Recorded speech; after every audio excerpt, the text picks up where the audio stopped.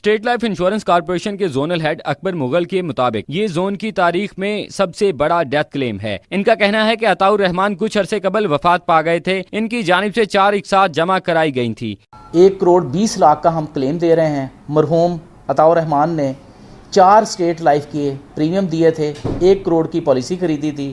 ان کا پریمیم 6,47,600 روپے ہیں۔ ٹوٹل 4 پریمیم 25,90,400 روپے کے پریمیم دیے گئے تھے۔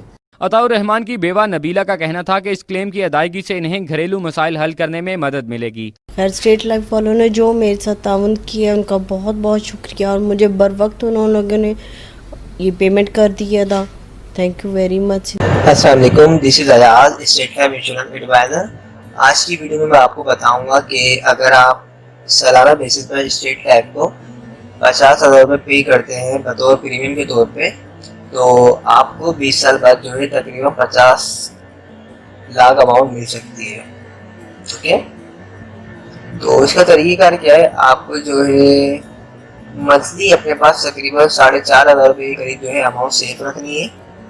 ٹھیک ہے، آپ اگر سیو کرتے ہیں منتھلی 4,000 5,000 روپے اپنے پاس، تو جب آپ سال میں اس کو ملٹیپلائی کریں گے 12 منتھ سے، تو آپ کے پاس تقریباً 60,000 روپے کے قریب اماؤنٹ بن جائے گی، یا 50,000 روپے کے قریب اماؤنٹ بنتی ہے۔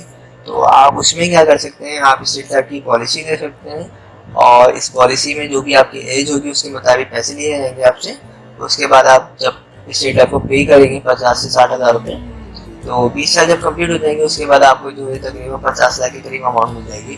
اس 50 لاکھ کو آپ جو ہے شادی وغیرہ میں، یا بچوں کو اچھی ایجوکیشن دلوانا چاہتے ہیں، یا پھر باہر ممالک جانا چاہتے ہیں، کوئی پراپرٹی پرچیز کرنا چاہتے ہیں، اس طرح کوئی بھی آپ کی ضرورت ہے یا کوئی بھی آپ کا گول ہے، اس کو آپ پورا کر سکتے ہیں اس اماؤنٹ سے۔ اوکے، تو یہ ایک اچھی سیونگ ہے، اچھی انویسٹمنٹ ہے اسٹیٹ لائف میں۔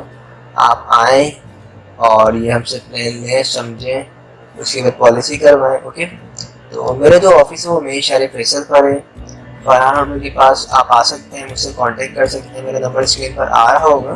اس کے علاوہ اگر آپ کے پاس 50,000 نہیں ہے، آپ کے پاس 30,000 روپے ہے، یا پھر آپ کے پاس 15,000 روپے ہیں، تو آپ کو وہ پلان بھی سمجھا دیے جائیں گے۔ ہمارے پاس چھوٹے پلان بھی ہیں اور بڑے پلان بھی ہیں۔ جو بھی آپ کی انکم ہے منتھلی، اس کے مطابق آپ کو پلان سمجھا دیا جائے گا۔ اور اچھی چیزیں، اچھی اماؤنٹ ہے، کہیں نہ کہیں پہ جو ہے آپ کے پاس جو بھی آپ کی اماؤنٹ ہے کہیں نہ کہیں پہ سیف ہو رہی ہوگی، اور ایک اچھا بینیفٹ، اچھا بونس بھی دے رہی ہے اسٹیٹ لائف۔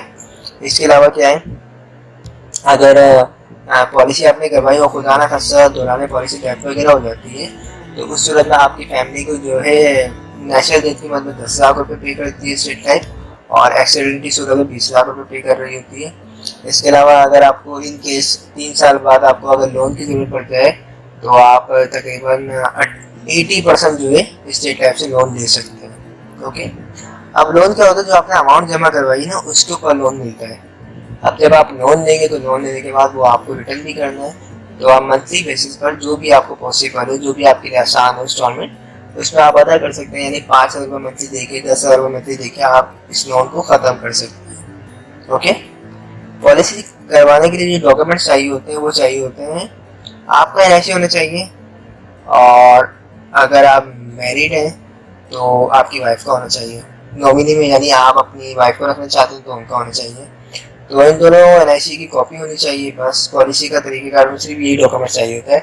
اس کے علاوہ بس سمپل آپ کا NIC ہونا چاہیے، اور نومینی میں آپ جس کو بھی رکھنا چاہتے ہیں، اپنے فادر، برادر، سسٹر، وائف، جس کو بھی آپ رکھنا چاہتے ہیں، اس کی NIC کاپی ہونی چاہیے۔ اوکے، تو اچھی چیزیں کروائیں، اور یہ دسمبر 2019 سے پہلے کروائیں گے تو آپ کی اس سال کی پالیسی میں اس سال کا پورا بونس شامل ہو جائے گا۔